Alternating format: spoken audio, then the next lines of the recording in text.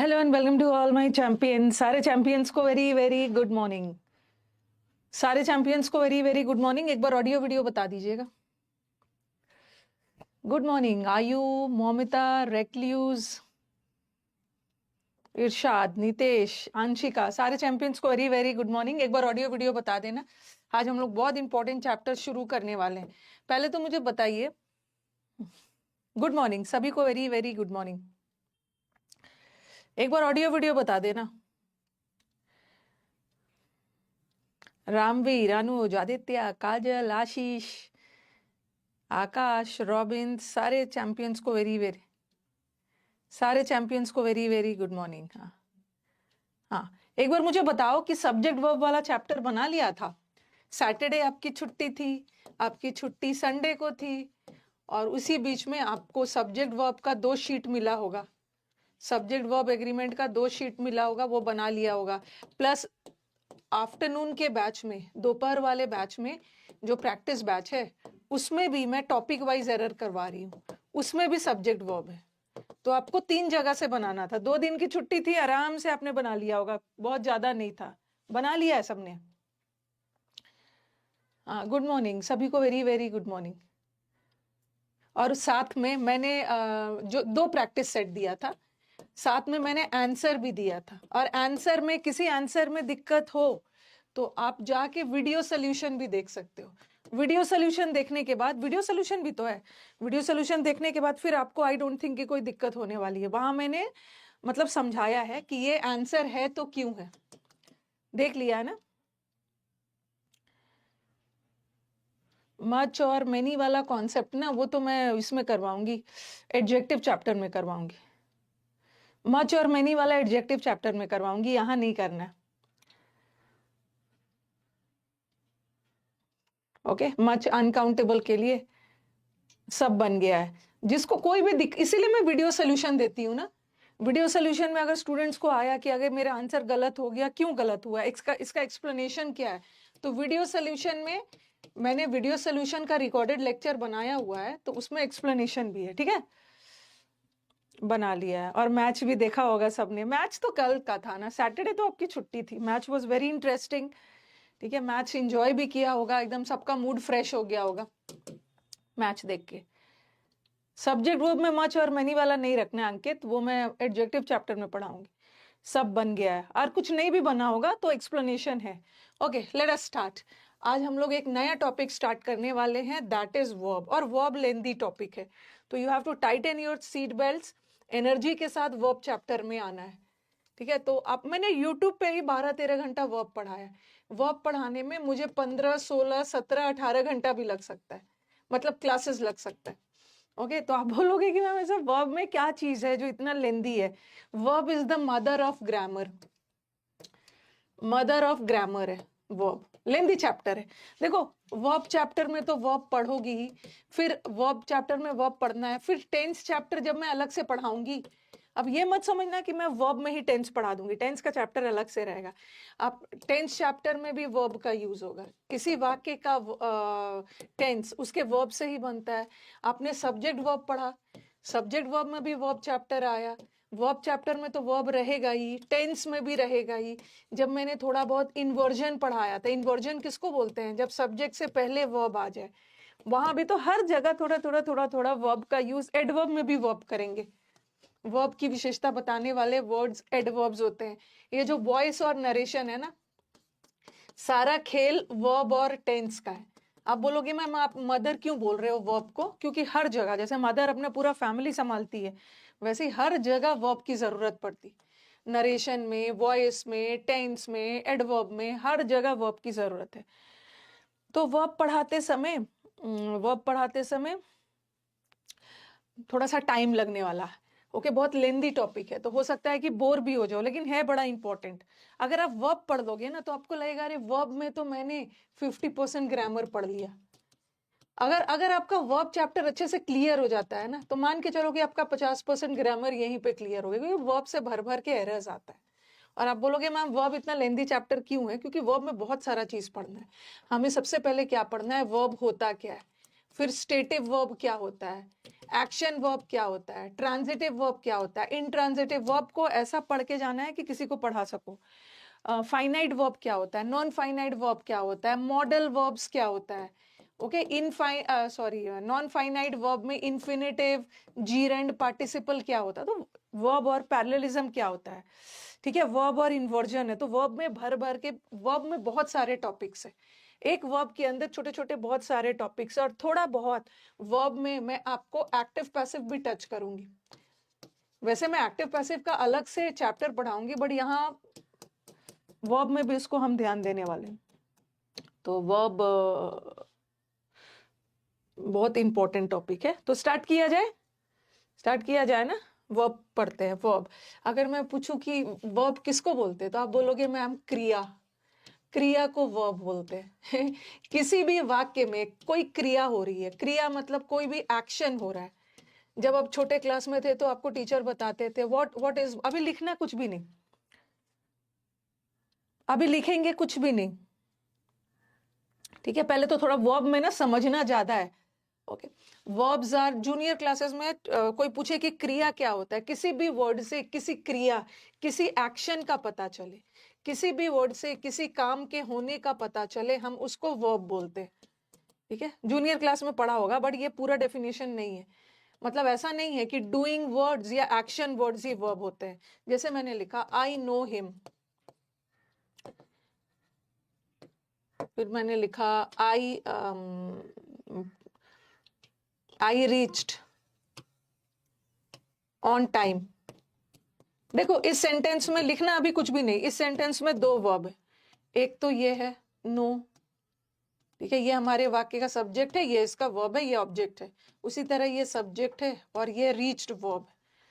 अगर मैं बोलूं कि वर्ब सिर्फ एक्शन बताता है तो मैं गलत होंगी। आई नो हिम, मैं उसको जानती हूं, तो यहां तो जानने में कोई क्रिया नहीं हो रही है, ठीक है। जैसे अगर हम बोलते हैं ना कि वर्ब किसको बोलते हैं, किसी वाक्य में अगर कोई क्रिया हो रही है, कोई एक्शन हो रहा है, तो हम उसको वर्ब बोलते हैं। बट यहाँ तो कोई एक्शन नहीं हो रहा है, ये तो वर्ब है बट यहाँ पे कोई एक्शन नहीं हो रहा है। तो ऐसा जरूरी नहीं है कि वर्ब हमेशा एक्शन ही बताता है। यहाँ पे देखो, ही रीच्ड ऑन टाइम, वो टाइम से पहुंचा, तो चल के गया होगा, पहुंचने में कोई क्रिया हो रही है, तो यहाँ पे तो एक्शन हो रहा है। तो यहाँ का जो वर्ब है ना, वो एक्शन बता रहा है, ओके। मतलब यहाँ पे रीच्ड वर्ड से किसी एक्शन का, क्रिया का बोध हो रहा है, ओके। लेकिन यहाँ नो वर्ड से तो कोई क्रिया नहीं हो रही है। तो वर्ब सिर्फ एक्शन नहीं होता है, एक्शन बताने वाले वर्ड्स और कुछ ऐसे वर्ड्स है जो एक्शन नहीं बताए, वो भी वर्ब होता है। यहाँ भी तो नो वर्ब है, लेकिन ये नॉन एक्शन है। ऐसा वर्ब जिससे कुछ क्रिया, जहां पे कोई क्रिया नहीं हो रहा है, उसको हम क्या बोलते हैं, स्टेटिव वर्ब। उसको स्टेटिव वर्ब भी बोल सकते हो, चाहे उसको आप वो भी बोल सकते हो नॉन एक्शन वर्ब। लिखना कुछ भी नहीं अभी, नॉन एक्शन वर्ब। तो अब ये वर्ब का डेफिनेशन पूरी तरह से सही नहीं है ना, कि सिर्फ एक्शन बताने वाले वर्ब नहीं होते हैं, कुछ ऐसे वर्ब्स होते हैं जहां पे कोई एक्शन नहीं होता है बट फिर भी वो वर्ब है, तो उस वर्ब को हम नॉन एक्शन वर्ब बोलते हैं। और नॉन एक्शन वर्ब का ही दूसरा नाम है स्टेटिव वर्ब, जहां पे स्टेट बताया जा रहा है, कोई एक्शन नहीं हो रहा है। और यहाँ पे तो स्कूल पहुंचने में क्रिया हुई है, तो हम इसको एक्शन वर्ब बोल सकते हैं, एक्शन वर्ब बोल सकते हैं, या इसको हम बोलते हैं डायनेमिक वर्ब। आपने फिजिक्स में पढ़ा होगा, डायनेमिक का मतलब क्या होता है, इन अ स्टेट ऑफ मोशन, मतलब मोशन हो रहा है, मूवमेंट हो रहा है, कोई क्रिया हो रही है, ठीक है। अच्छा मैं बताती हूँ, ठीक है। गुड मॉर्निंग, रुको एक बार मुझे रिफ्रेश कर लेने दो, कुछ बच्चे ना क्लास में नए आए हैं, उनको बताना होगा। रुको।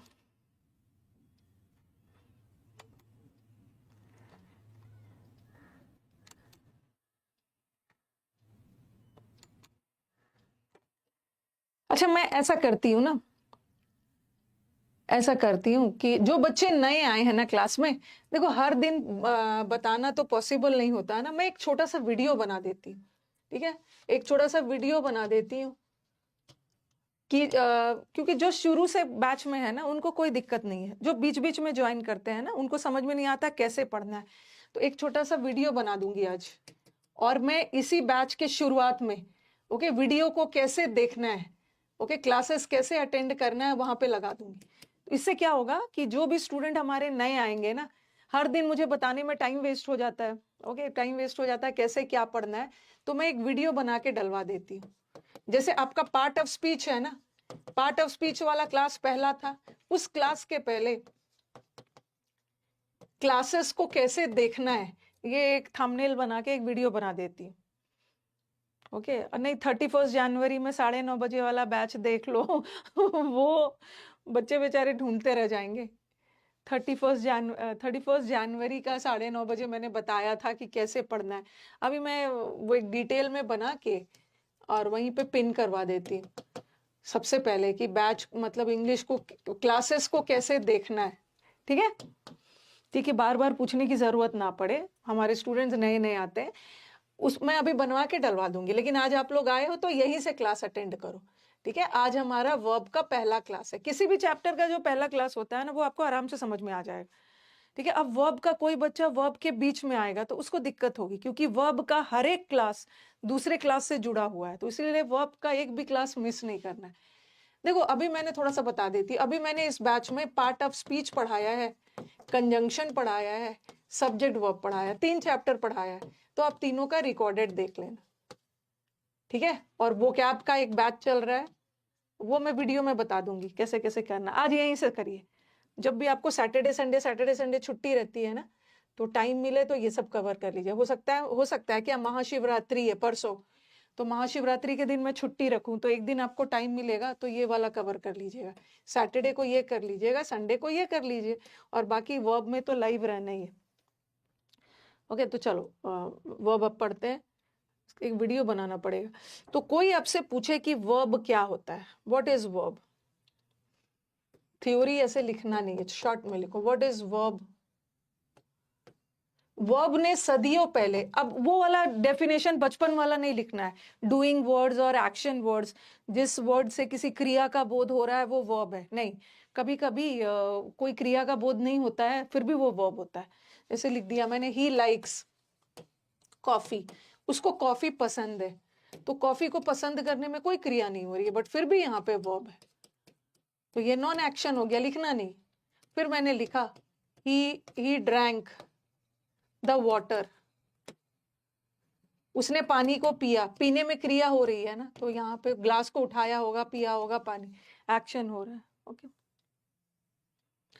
तो वर्ब वर्ब होता क्या है, तो आपको बोलना है वर्ब क्या होता है। वर्ब किसके बारे में बताता है, verb tells us about the subject. सदियों पहले वर्ब ने समझौता किससे किया है, सब्जेक्ट से, कर्ता ने क्रिया से समझौता किया, हम दोनों साथ साथ रहेंगे। तो वर्ब में एक्शन नॉन एक्शन वो सब नहीं बताना। Verb it tells us about the subject, verb subject के बारे में बताता है। यहाँ सब्जेक्ट का मतलब क्या है, हमारा कर्ता, वर्ब हमारा कर्ता, डूअर, जिसके बारे में बात कही गई है ना, उसको हम वाक्य में सब्जेक्ट बोलते हैं। और सब वर्ब क्या काम करता है, सब्जेक्ट के बारे में बताता है।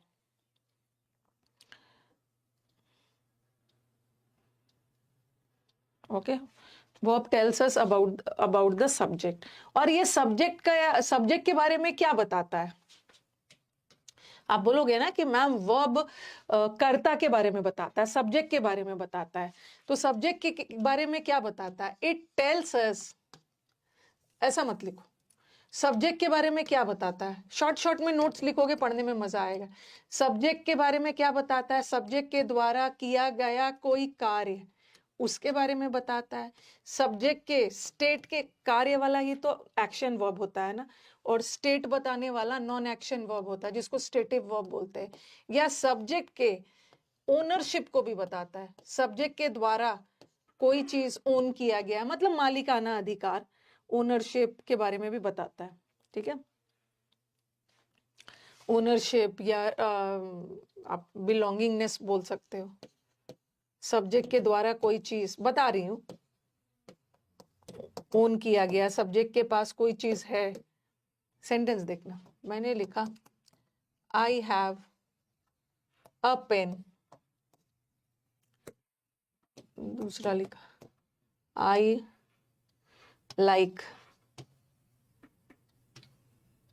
इंग्लिश, फिर लिखा he is good। ठीक है, छोटा छोटा ना कॉन्सेप्ट क्लियर करने के लिए छोटा छोटा एग्जाम्पल्स लिख लो, बाकी तो हम लेंदी से करेंगे। फिर लिखा he wrote the book, he ran fast। एक मिनट अभी लिखिएगा नहीं, मैं आपको टाइम दूंगी, वर्ब में आपको धीरे धीरे जाएंगे, वर्ब में आपको पूरा टाइम दूंगी। ये देखो यहाँ पे हैव है, यहाँ पे हैव वर्ब है। अब बोलोगे मैम हैव कैसे पता चला कि वर्ब है? वर्ब, कोई भी वर्ड वर्ब है कैसे पता चलता है? उसका आईएनजी बना के देखो, हैव का हैविंग भी बनता है और हैव का पास्ट हैड भी बनता है। जिसका आईएनजी बन गया, जिसका पास्ट बन गया, इसका मतलब है कि ये वर्ब है। और लाइक भी लाइक्ड पास्ट होता है, ये भी वर्ब है। और इज भी वर्ब है, ठीक है, इज भी वर्ब है। आई हैव अ पेन, यहाँ पे क्या बता रहा है बताना, यहाँ क्या बता रहा है? वर्ब, यहाँ पे जो वर्ब है सब्जेक्ट, ये सारा सब्जेक्ट है। सब्जेक्ट के बारे में क्या बता रहा है? I have a pen, action तो कोई नहीं हो रहा है, स्टेट भी नहीं बता रहा, ओनरशिप बता रहा है, मैं एक पेन का मालिक हूं। आई हैव अ पेन का मतलब है आई पोजेस अ पेन, मेरे पास एक पेन है, मेरे पास एक घर है, ठीक है। तो ये सारा जो है ना, यहाँ पे ओनरशिप बता रहा है, मालिकाना अधिकार, मैं पेन का मालिक हूं, मैं घर का मालिक हूं। आई लाइक इंग्लिश, यहाँ भी ये देखो ही इज गुड, यहाँ पे स्टेट बताया जा रहा है, उसकी स्टेट बताई जा रही कि वो कैसा है, वो गुड है। आई लाइक इंग्लिश, तो चलो यहाँ पे भी स्टेट का सेंस ही दे रहा है, उसको क्या पसंद है, इंग्लिश पसंद है। अब मुझे बताओ कि ये तीनों वर्ब कौन सा है, क्या लग रहा है? तीनों वर्ब में कोई एक्शन हो रहा है? पेन के होने में कोई क्रिया नहीं है, इंग्लिश को पसंद करने में कोई क्रिया नहीं है, वो अच्छा है, अच्छा होने में भी कोई क्रिया नहीं है। तो ये जो तीनों वर्ब है, ये कौन सा वर्ब है? इसमें कोई एक्शन नहीं है, तो इसको हम क्या बोलते हैं? Stative verb. स्टेटिव वर्ब का मतलब होता है non action, non action verb. और यहाँ पे देखो बुक लिखने में क्रिया हो रही है, दौड़ने में क्रिया हो रही है, तो ये सारा क्या है? Action verb. एक्शन वर्ब का दूसरा नाम डायनेमिक वर्ब है, डायनेमिक वर्ब।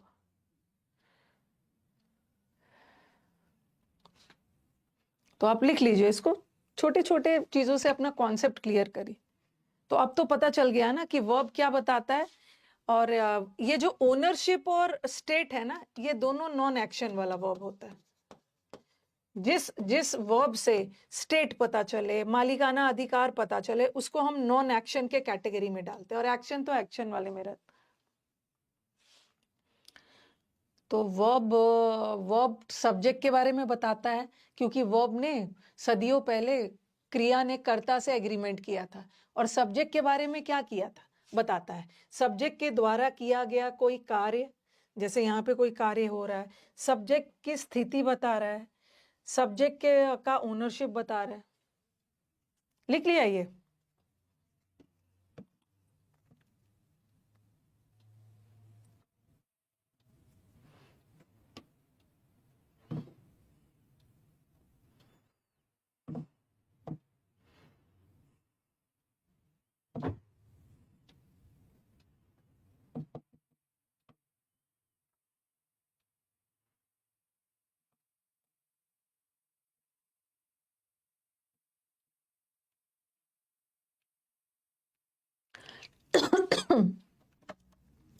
विकास इधर आना, जब सौरभ आएगा ना तो सीएचएसएल में लड़कों की अवेलेबिलिटी देखना, शिवरात्रि के दिन परसों, 26 तारीख को। हाँ शाम में भी अगर अवेलेबल हो पूछ लेना ग्रुप पे कब अवेलेबल है। नहीं उन लोगों को लग रहा है ना मैम ने लड़कियों को लेके छोड़ दिया, और तो मेरे पास भी कमेंट्स आ रहे थे। एक महीने का अंदर लेंगे, एक महीने का भी जुम्मा में टाइम नहीं उस शिवरात्रि के दिन ले लेंगे, कि पहले सौरभ डालेगा ग्रुप पे। सब पहले ले सकते हैं बाद में। अरे शिवरात्रि परसों ही है, नहीं वो करो तो छुट्टी पे रह सकते, सब एंजॉय कर, मैं देख लूंगा। शिवरात्रि में कौन सा एंजॉय करेगा, जितना अवेलेबल है हमारे पास इतना है, तो सबका थोड़ी हो जाएगा, 2 3 4 बार लेना। ठीक है मैं देख लूंगा। लड़कों का एक चला जाना चाहिए। नहीं मैं कर दूंगा। हाँ सौरभ आता है ना, मैंने सब बोल दिया निकालने के लिए, मैंने कल परसों ही बोल दिया। ग्रुप पे डालेगा, टॉप 100 में डालो, पहले जितना है 100 के अंदर 200 में डालो। ओके, हो गया ना। चलो, वर्ब ये बता रहा है, ठीक है, यही वही वाला लिखा है मैंने जो आपको लिखा था ना, शॉर्ट में लिख दिया, ठीक है, शॉर्ट में लिख दिया। देखो, ही गेव अ बुक, उसने एक बुक दिया, देने में क्रिया हुई है ना, तो ये एक्शन वर्ब हो रहा है। देखो, उसने बुक दिया और he was given a book by हर, मतलब हर ने उसको आके बुक दिया। ठीक है, यहाँ ही ने खुद को, ही ने किसी और को दिया, बट यहाँ ही को कोई और आके दिया, यहाँ कोई गर्ल ने इसको आके दिया, बट यहाँ भी सेंटेंस पैसिव जा रहा है, बट यहाँ भी कोई और भी आके दे रहा है आपको किताब, आप दे रहे हो या कोई और आपको आके किताब दे रहा है, तो एक्शन तो हो ही रहा ना। यहाँ कोई आप कर रहे हो काम और यहाँ कोई और आके काम कर गया। आई हैव अ बिग हाउस, तो यहाँ पे हाउस होना ओनरशिप बता रहा है, ये नॉन एक्शन है। ही इज इल, वो बीमार है, बीमार होने में कोई क्रिया नहीं हो रही है, तो यहाँ का इज भी नॉन एक्शन। तो एक्शन और नॉन एक्शन के आधार पे वर्ब को दो भागों में बांटा गया है, ठीक है। नॉन एक्शन को ही हम क्या बोलते हैं, स्टेटिव वर्ब। तो जब मैं स्टेटिव वर्ब यूज करूंगी ना, तो कंफ्यूज मत होना कि मैम ये स्टेटिव वर्ब क्या होता है। स्टेटिव वर्ब वो वर्ब होते हैं जिस वर्ब से कोई क्रिया नहीं का पता नहीं चलता है। एक्शन वर्ब वो वर्ब होते हैं जहां क्रिया हो रही है। आप बोलोगे कि मैम इसको आप क्यों पढ़ा रहे हो, क्योंकि एक्शन और नॉन एक्शन के आधार पे वर्ब के, मतलब इससे कैसे एरर आता है बताऊंगी।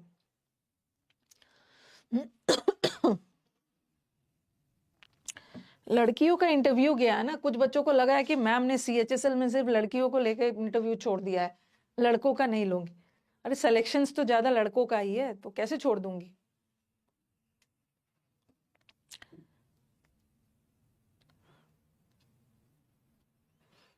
मैम ने भेदभाव किया है, लड़कियों को ज्यादा फेवरेटिज्म किया है, नेपोटिज्म किया है, ऐसा कुछ नहीं किया है मैंने।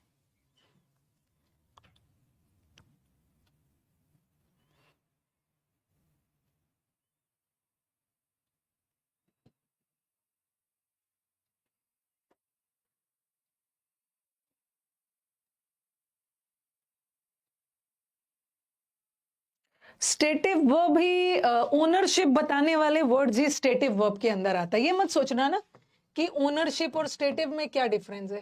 जो भी वर्ड मालिकाना अधिकार बताए वो भी स्टेटिव वर्ब के अंदर में आता है।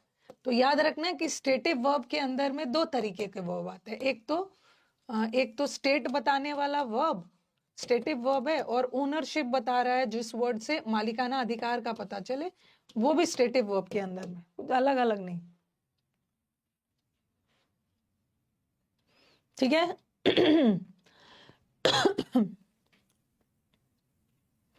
लड़कियों का अलग से इसलिए ले लेती हूँ ना, लड़कियां कभी कभी क्या होता है कि लड़कों भी रहते हैं तो वो खुल के बात नहीं कर पाती, अकेले लड़कियां रहती है ना, तो वो सब अपना बात को शेयर करते हैं।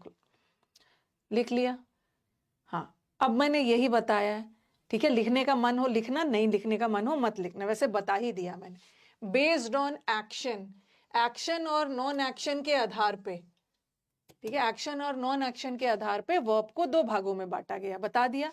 एक है स्टेटिव वर्ब, स्टेटिव वर्ब में स्टेट भी बताता है और ओनरशिप भी बताता है। ओनरशिप और स्टेट बताने वाले वर्ड दोनों स्टेटिव वर्ब के अंदर आएगा। जैसे he is an intelligent person, उसके इंटेलिजेंट होने में कोई क्रिया नहीं हो रही है, तो अगर कोई क्रिया नहीं हो रही है तो वो स्टेटिव वर्ब है। आई नो हिम, मैं उसको जानता हूं, जानने में कोई क्रिया नहीं हो रही है, तो ये स्टेटिव वर्ब है। आई डोंट थिंक कि आपको फिर से लिखने की जरूरत है। ओके, इसको लिखने की जरूरत नहीं है, आपने लिख लिया है।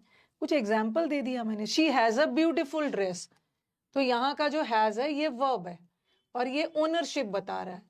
कोई चीज के हो, कोई चीज आपके पास है, उसमें भी तो क्रिया नहीं हो रही है, तो ये भी वर्ब है, और कोई क्रिया नहीं हो रही है, स्टेटिव वर्ब है। ही लाइक्स इंग्लिश, इंग्लिश को लाइक करने में कोई क्रिया नहीं हो रही है, तो ये स्टेटिव वर्ब है। स्टेटिव वर्ब मतलब नॉन एक्शन। मुझे चाय से ज्यादा कॉफी पसंद है, कोई चीज पसंद करने में कोई क्रिया नहीं हो रही है, तो ये स्टेटिव वर्ब। कोई चीज होता है ना, प्रेफर करना, लाइक करना, लव करना, पसंद करना, वो सब में कोई क्रिया नहीं हो रही है, तो ये सब स्टेटिव वर्ब है, आपको लिखने की जरूरत नहीं है।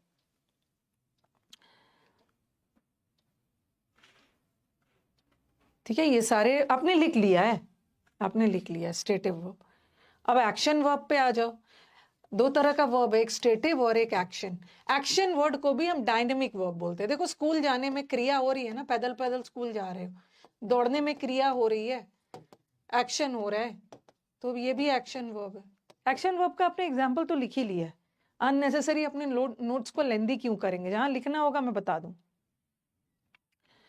ठीक है, दौड़ने में ये सब एक्शन वर्ब हो गया। Monkeys are eating the bananas, monkey का बनाना खाने में क्रिया हो रही है। यहाँ तो चलो दो वर्ब है, जब भी वाक्य में दो वर्ब आ गया ना, तो पहला वाला ऑक्सिलरी वर्ब होता है। ऑक्सिलरी का मतलब होता है सहायक। ऑक्सिलरी वर्ब को देखो, ऑक्सिलरी का ही दूसरा नाम है हेल्पिंग वर्ब, सहायक क्रिया। कभी कभी सेंटेंस में दो वर्ब आता है, तो पहला वाला ऑक्सिलरी वर्ब होगा, ऑक्सिलरी और हेल्पिंग दोनों सेम है, और दूसरा वाला मेन वर्ब है। लेकिन दोनों वर्ब तो एक्शन को ही बता रहा है ना, मंकी का बनाना खाने में क्रिया हो रही, वो कार को बहुत स्लोली चलाया, तो यहाँ भी कार चलाने में क्रिया हुई है, कहीं पहुंचने में भी एक्शन हुआ है, तो ये सारे एक्शन वर्ब। मैंने आपको क्या बताया, एक्शन और नॉन एक्शन के आधार पे वर्ब को दो भाग में बांटा गया, स्टेटिव वर्ब और एक्शन वर्ब। कुछ एग्जांपल्स दिया स्टेटिव वर्ब वाला, और मैंने फिर कुछ एग्जांपल्स दिया एक्शन वर्ब वाला। ठीक है,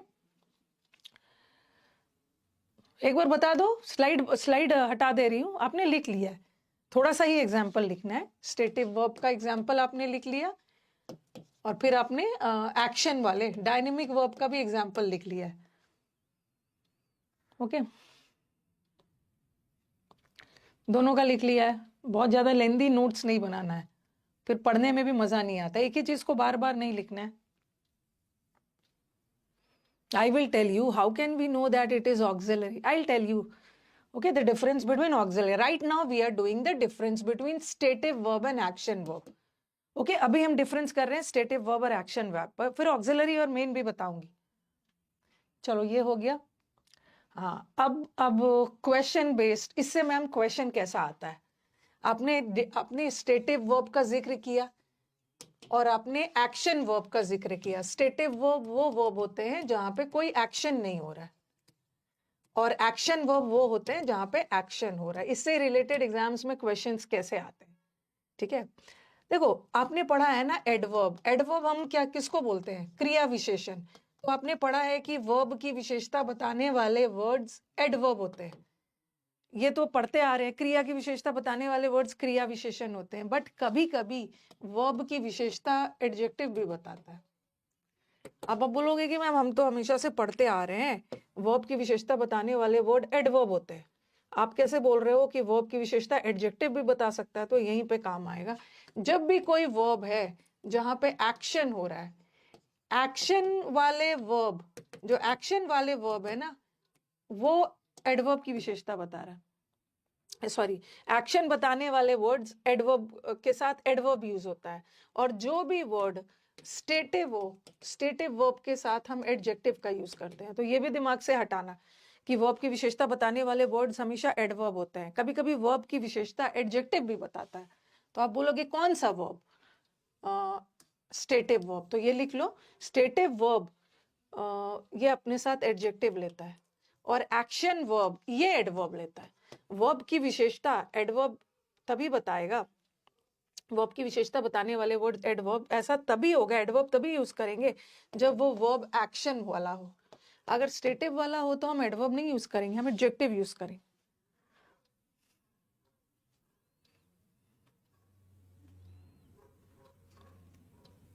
अभी ऑक्सिलरी और मेन पे मत जाइए, मैं सब पे आऊंगी, टेंशन नहीं लेना।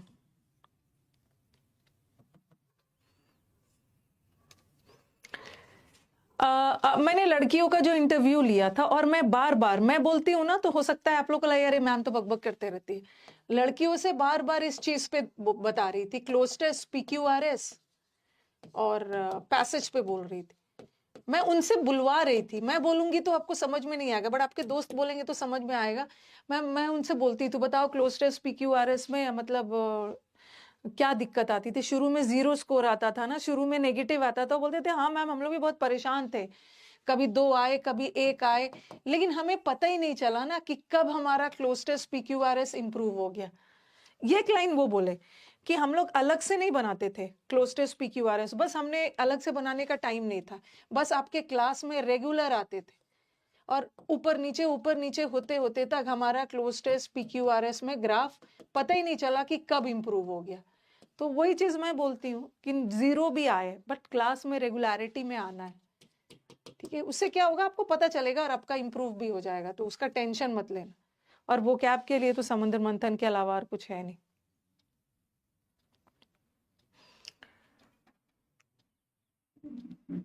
सब इंप्रूव हो जाएगा, रेगुलर रहो, रेगुलर। अभी तो लड़कियों का लिया उन्होंने, अपना सब शेयर किया, और अभी तो लड़कों का लूंगी, और लड़के में बहुत सारे हैं, लड़के तो बहुत सारे हैं। एक बार में इंटरव्यू, एक बार में सबको ला भी नहीं सकती ना। हम लोगों ने अभी 150 क्रॉस कर लिया है, ठीक है, 150 क्रॉस, सब लोग आ भी नहीं पाते हैं ना सबका। तो उस दिन मैंने सैटरडे को लिया, तो उस दिन बैंक क्लर्क का भी SBI का एग्जाम था, तो कुछ नहीं आ पाए थे। अलग अलग नहीं, एक साथ सब आ जाएंगे, फिश मार्केट मछली बाजार हो जाएगा। तो स्टेटिव वर्ब जहां भी रहे उसके बाद एडजेक्टिव होगा, एक्शन वर्ड जहां भी रहे एडवर्ब होगा। चलो एग्जांपल्स। हाँ, ये स्वीट क्या है? स्वीट, एक तो स्वीट मिठाई है, वो अलग है, स्वीट एडजेक्टिव है, और जब भी एडजेक्टिव में ly लग जाता है तो वो एडवर्ब बन जाता है, एडवर्ब बन जाता है, ठीक है। स्वीट, देखो ये एडजेक्टिव है, स्वीट मतलब मीठा, और स्वीटली एडवर्ब है, एडवर्ब में ly लग गया, एडजेक्टिव। बिटर का मतलब है कड़वा, कड़वा किसी चीज की विशेषता बता रहा है, एडजेक्टिव है, और जब भी एडजेक्टिव में ly लग गया एडवर्ब बन गया।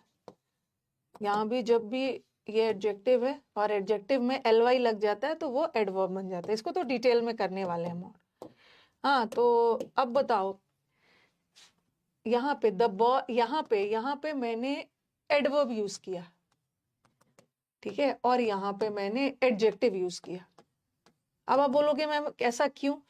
रोज, ये जो रोज है ना, रोज की जो खुशबू है, काफी मीठी खुशबू है इसकी। तो देखो रोज जो है ये तो नॉन लिविंग थिंग है, और नॉन लिविंग थिंग कोई क्रिया थोड़ी करेगा। हम बोल रहे हैं कि ये जो फूल है इसकी खुशबू बहुत अच्छी है, ठीक है, तो यहाँ पे जो स्मेल है ये स्टेटिव वर्ब है। यहाँ स्मेल करने में कोई क्रिया नहीं हो रही है, क्योंकि नॉन लिविंग थिंग कोई क्रिया कर नहीं सकता है, non living thing can not perform a action, तो smell over here is a stative verb. But यहाँ पे बर्ड्स के गाना गाने में क्रिया हो रही है ना, तो this is an action verb, और जब भी एक्शन वर्ब आ गया वो अपने साथ एडवर्ब लेगा, और जब भी स्टेटिव वर्ब आ गया वो अपने साथ एडजेक्टिव लेगा। उसी तरह इससे ऐसे वाला एरर्स आता है। ही वॉज वीपिंग, वीपिंग का मतलब है रो रहा था, रोने में क्रिया हो रही है, रोने में क्रिया हो रही है ना, कोई व्यक्ति ही लिविंग थिंग है, रोने का काम कर रहा है, तो एक्शन वर्ब है, और एक्शन वर्ब हमेशा अपने साथ एडवर्ब लेगा। बट यहाँ पे देखो द फूड, फूड का जो स्वाद था ना बहुत कड़वा था, तो फूड टेस्ट करने में यहाँ कोई क्रिया नहीं हो रही। यहाँ बोला बोला क्या जा रहा है, जो फूड का स्वाद था, फूड नॉन लिविंग थिंग है, जैसे रोज भी नॉन लिविंग थिंग था, नॉन लिविंग थिंग कोई एक्शन कर ही नहीं सकता है, तो यहाँ का टेस्टेड नॉन एक्शन वर्ब है, और नॉन एक्शन वर्ब अपने साथ एडजेक्टिव लेता, एडजेक्टिव एडजेक्टिव।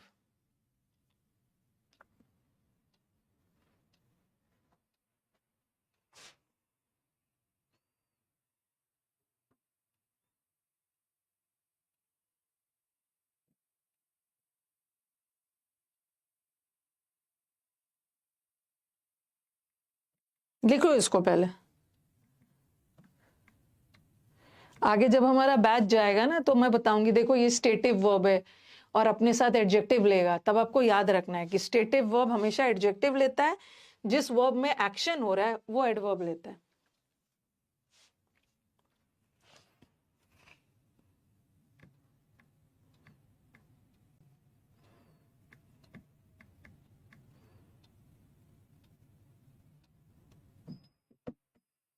सिलेक्शन लेके बोल भी रहे हैं कि मैंने आपका टेलीग्राम से इलीगल बैच किया था, और मुझे हंसी भी आ रही थी। जहां से सिलेक्शन लेना है लीजिए, जहां से लेना है, पेड बैच में लीजिए, पेड बैच में थोड़ा इजी हो जाता है, रेगुलरिटी में क्लास चलना चाहता है, यूट्यूब से भी बच्चे भर भर के सिलेक्शन ले रहे हैं, और ये जो मेरा बैच को इलीगल तरीके से कोई आपके भाई भाई बहन जो इलीगल तरीके से टेलीग्राम पे बैच चला रहे हैं, लेकिन वो गलत होता है, वहां से भी लिया है। क्योंकि 2 साल तक मैं एक्टिव नहीं थी, कॉपीराइट नहीं डलवाती थी, अब कॉपीराइट डलवाना शुरू कर दिया। वहां से भी वो बोल भी रहे हैं, वहां से भी बच्चों ने सिलेक्शन लिया है। जहां से लिया है बस सिलेक्शन लेना है।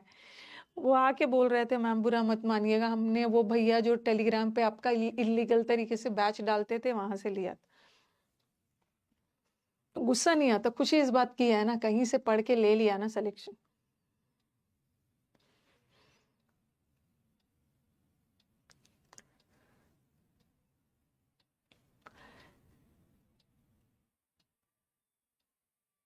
ऑनेस्ट बंदा है। लेकिन मैंने अपना जीएस भी मैं पूछ रही थी, मैंने मैक्सिमम देखा कि मैक्सिमम बच्चे जीएस परमार सर से ही कर रहे थे।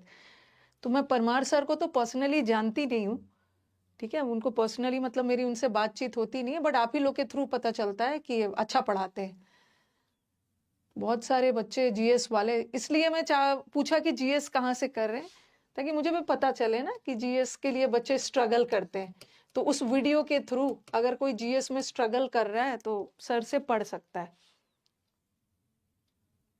मैथ्स के लिए तो आपके पास, मैथ्स के लिए मैं बोल दूंगी तो थोड़ी पढ़ लोगे।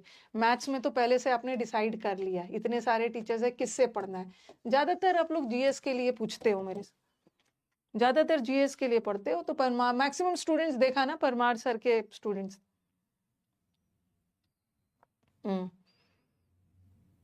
तो ऐसा ऐसा ना ड्रामा नहीं करना कि मैम आप प्रमोट कर रहे हो अपने बैच में टीचर को। मैं किसी को नहीं प्रमोट कर रही, मैं तो परमार सर को जानती भी नहीं हूँ। मैं बस अपने स्टूडेंट का रास्ता इजी कर रही हूँ कि जो जीएस के लिए स्ट्रगल करते हैं वो जा सकते हैं। मैं बोल ही सकती हूँ, अगर आपको नहीं पसंद आए किसी दूसरे टीचर के पास भी जा सकते हो। बट मैक्सिमम बच्चों से मैं पूछ रही थी तो वही बता रहे थे कि परमार सर से पढ़ते हैं। चलो ये हो गया। और भी कुछ करते हैं। ही वॉज बिटर या बिटरली डिसअपॉइंटेड। हाँ, वो बहुत ज्यादा निराश था। देखो शी वॉज फीलिंग, पहले पहले ये वाला छोड़ो, ये वाला छोड़ दो, नीचे वाला देखो। शी वॉज फीलिंग हंग्री, मतलब उसको भूख लगी थी, और भूख लगने में कोई क्रिया नहीं हो रही है ना। भूख लगना किसी फीलिंग को, स्टेट को बता रहा है, तो एडजेक्टिव चाहिए। हंग्रीली तो एडवर्ब है। उसको भूख लगी थी, भूख जैसा फील हो रहा था, तो एक फीलिंग है, और कोई भी फील करने में कोई क्रिया नहीं हो रही। बट शी एट, एट मतलब उसने सारे फूड को एकदम हंग्रीली खा लिया। एट, एट वर्ब है, और कैसा वाला वर्ब है? एक्शन वाला, एक्शन वर्ब। और एक्शन वर्ब हमेशा अपने साथ एडवर्ब लेगा। और ऊपर वाला ये स्टेटिव वर्ब है, फील करना, स्टेटिव वर्ब एडजेक्टिव लेगा।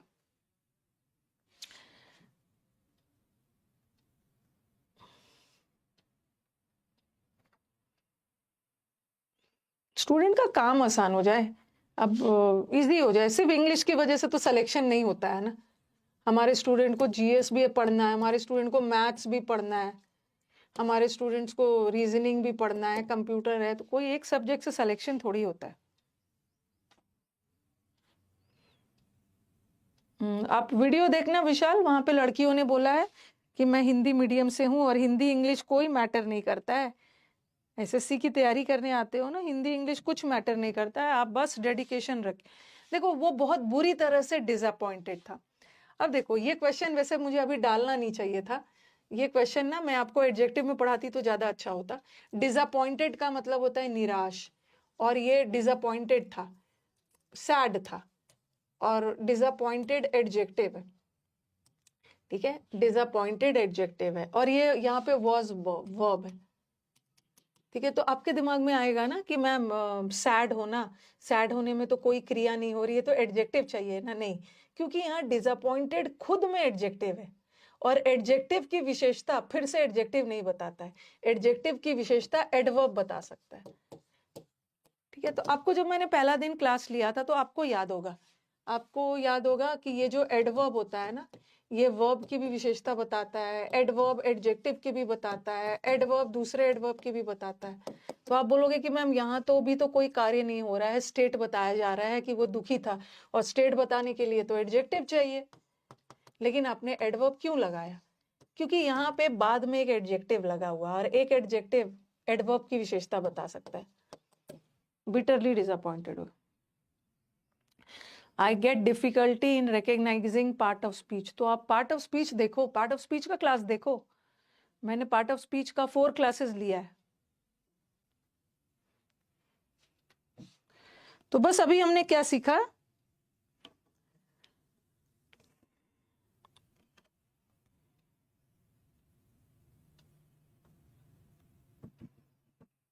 अभी हमने क्या सीखा बस कि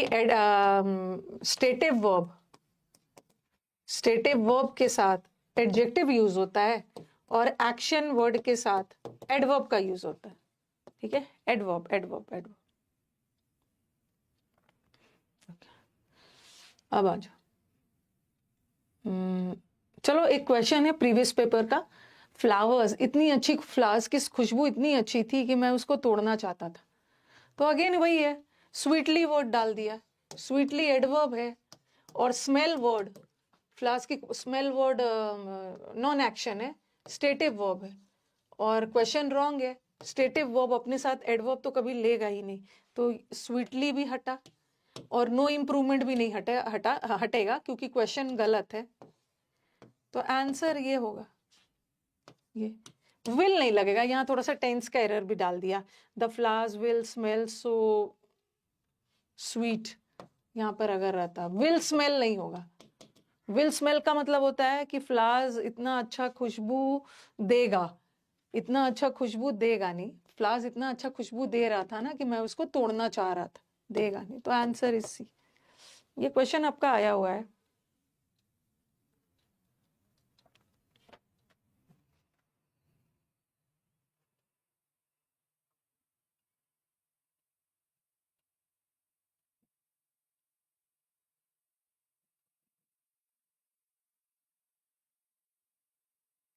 सागर, आप मेरे टीम से बात करिए, ठीक है। वीडियो कुछ देर चलने के बाद अगर दिक्कत हो रही है, इससे बात, मतलब बात नहीं करिए, मैसेज डालिए 9995835832 और मैंने तो एक ईमेल भी दिया है आपको, HRUClive@, उसमें मेल करिएगा, वो सब आपको रिप्लाई करेंगे। 9995835832 पे मैसेज डालो या HRUClive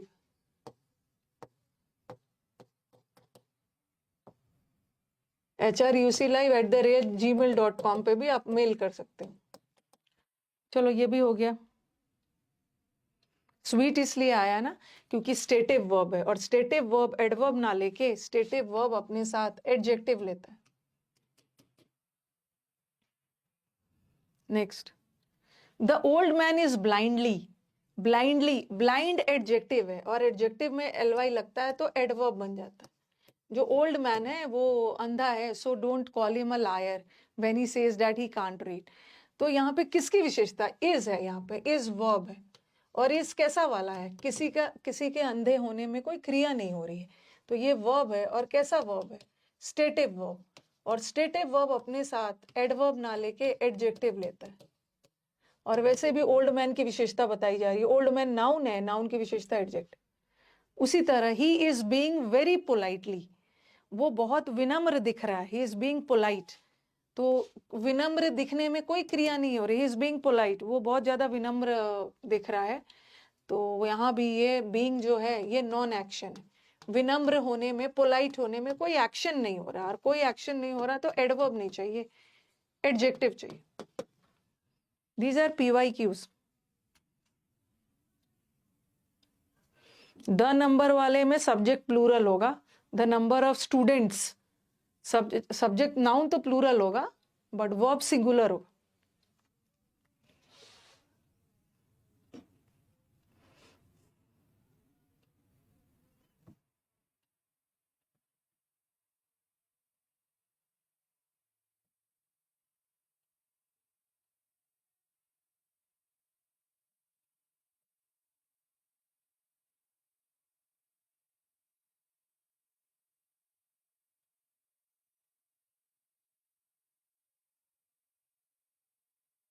पोलाइट,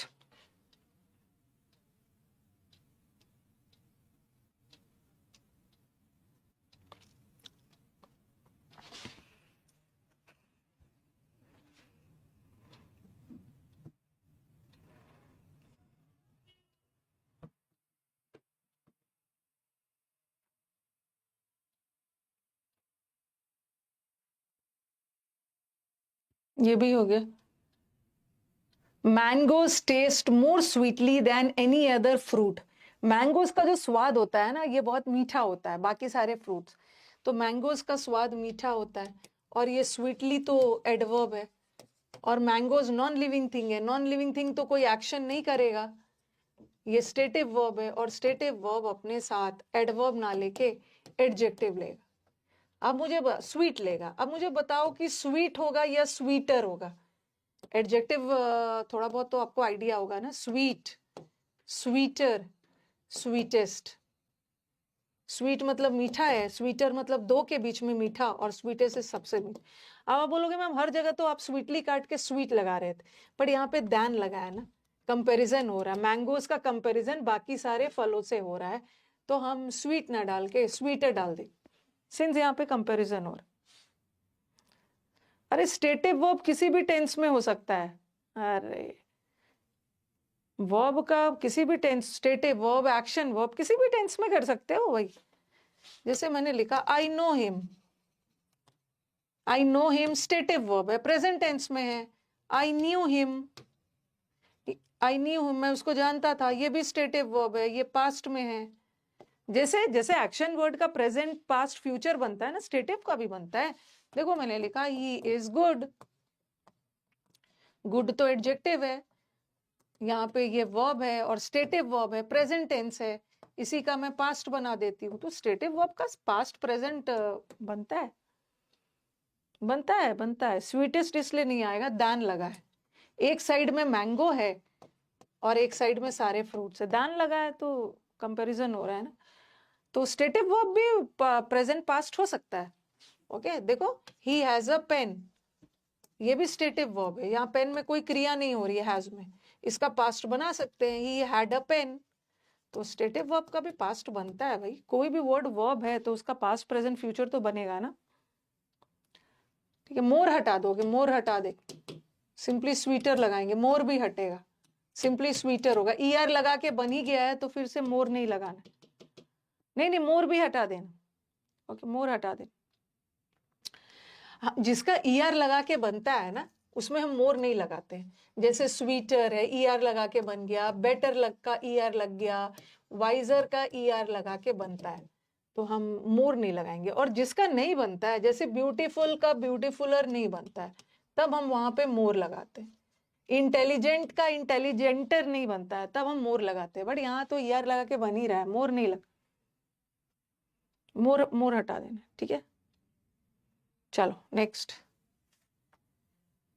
हाँ, अब आप बोलोगे कि मैम स्टेटिव वर्ब से स्टेटिव वर्ब से और दूसरा कैसे एरर आता है। एक तो ये मैंने आपको इसलिए पढ़ाया, एक्शन वर्ब और स्टेटिव वर्ब पढ़ाने के पीछे क्वेश्चन कैसे पूछा जाता है कि स्टेटिव वर्ब अपने साथ एडजेक्टिव लेता है और दूसरा स्टेटिव वर्ब एक्शन वर्ब अपने साथ एडवर्ब लेता है। तो एक तो स्टेटिव और ये से ऐसा वाला एरर आता है, और दूसरा एरर क्या आता है, जो एक्शन वर्ब होता है, ठीक है, जो एक्शन वर्ब, दूसरा एरर ऐसा आता है कि जो एक्शन वर्ब होता है, ठीक है, उसका आईएनजी फॉर्म बनता है, लेकिन जो स्टेटिव वर्ब होता है, स्टेटिव वर्ब, उसका आईएनजी फॉर्म नहीं बनता है। अब आप बोलोगे मैम ऐसा क्यों। आईएनजी फॉर्म किसका बनता है, किसी भी वर्ड का आईएनजी कब बनता है। जैसे मैंने लिखा he is running, he is writing, he is talking, सबका आईएनजी बन रहा है ना। ये आईएनजी क्या बताता है, आईएनजी बताता है, कोई भी आईएनजी फॉर्म बताता है कि काम कंटिन्यूएशन का सेंस देता है। कोई भी आईएनजी फॉर्म बताता है ना कि काम कंटिन्यूएशन में चल रहा है, या काम कंटिन्यूएशन में चल रहा था, या फ्यूचर में काम कंटिन्यूएशन में चल रहा होगा। जैसे ही इज रनिंग, वो दौड़ रहा है, ही वॉज रनिंग, वो दौड़ रहा था, ही विल बी रनिंग, वो दौड़ रहा होगा। तो चाहे पास्ट हो, प्रेजेंट हो या फ्यूचर हो, आईएनजी क्या सेंस देता है, कंटिन्यूएशन। और कंटिन्यूएशन का मतलब है काम लगातार चल रहा है, तो कंटिन्यूएशन में वही वर्ब आएगा ना जिसमें कोई क्रिया हो रही है। ओके, जब कोई काम में एक्शन हो रहा है तो उसी को तो हम कंटिन्यूएशन में डाल सकते हैं ना। लेकिन जो वर्ब स्टेटिव वर्ब है और स्टेटिव वर्ब में कोई एक्शन हो ही नहीं रहा है, जब कोई एक्शन नहीं हो रहा है तो हम उसको कंटिन्यूएशन में आईएनजी में नहीं डाल सकते, बट एक्शन वर्ब में तो कंटिन्यूएशन का सेंस जा सकता है ना, इसलिए आईएनजी लगेगा। तो इसलिए एक्शन वर्ब का आईएनजी फॉर्म होता है और स्टेटिव वर्ब का आईएनजी फॉर्म नहीं होता है। ठीक है, इसको यहाँ पे लिख सकते हो। हाँ, ये सब लिखने की जरूरत, अभी ये सब मत लिखना, सिर्फ लिखो ऐसा वाला लिख सकते हो। दूसरा कि स्टेटिव वर्ब का आईएनजी फॉर्म होता है, और सॉरी एक्शन वर्ब का आईएनजी फॉर्म होता है और स्टेटिव का आईएनजी नहीं होता है। और क्यों नहीं होता है? क्योंकि स्टेटिव वर्ब में कोई कार्य नहीं हो रहा है, जब कोई एक्शन हो ही नहीं रहा है तो उसको हम कंटिन्यूएशन में नहीं डाल सकते, बट एक्शन वर्ब में तो एक्शन हो रहा है ना, एक्शन मतलब कंटिन्यूएशन का सेंस जा सकता है, और जहां कंटिन्यूएशन का सेंस जाएगा आईएनजी होगा। अभी एग्जांपल्स देती हूँ। He is running, he was running, कुछ भी कर सकते हो, पास्ट में भी कंटिन्यूएशन हो सकता है, प्रेजेंट में भी हो सकता है, फ्यूचर में भी हो सकता है। टेंस से मत जोड़ो, स्टेटिव वर्ब का भी टेंस बदलता है, एक्शन वर्ब का भी टेंस बदलता है। ठीक है, अब एग्जांपल्स दे रही हूं। स्वीटर और मोर एक साथ नहीं आएगा, दोनों कंपेरेटिव हो जाए। चलो, आई एम नोइंग द ट्रूथ। हाँ, थोड़ा सा नोइंग वाला वैसे तो मैं डिटेल में आपको बताऊंगी। आई एम नोइंग द ट्रूथ, मैं सच्चाई जान रही हूं, और सच्चाई जानने में कोई क्रिया नहीं हो रही है।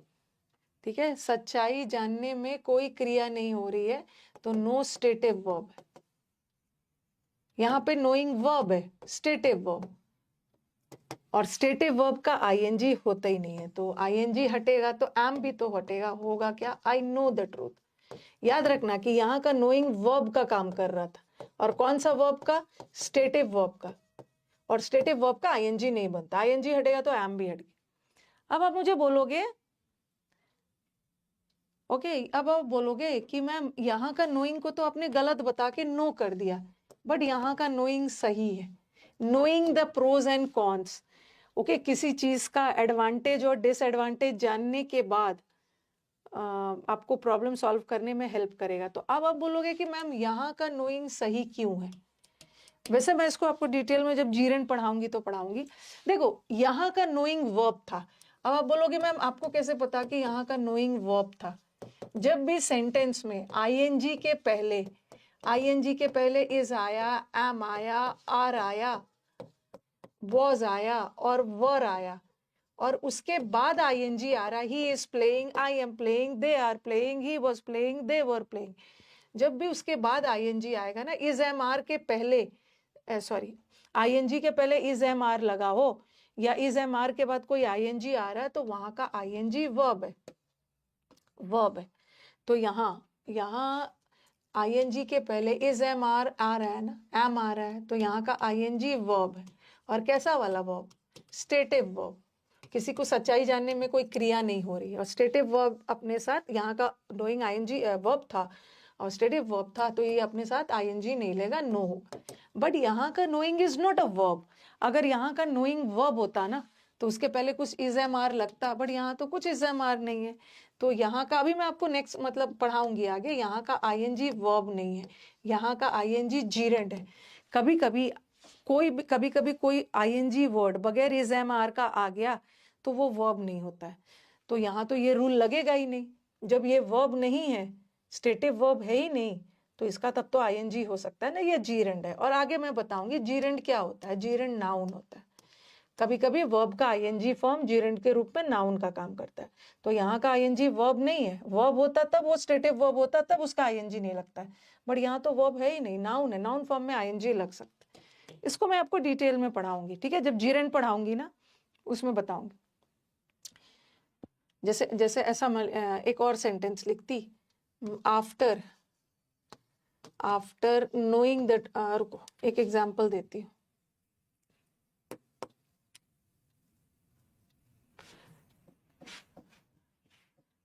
जीरेंड चैप्टर को हम डिटेल में पढ़ेंगे। मैंने लिखा आई am knowing the truth.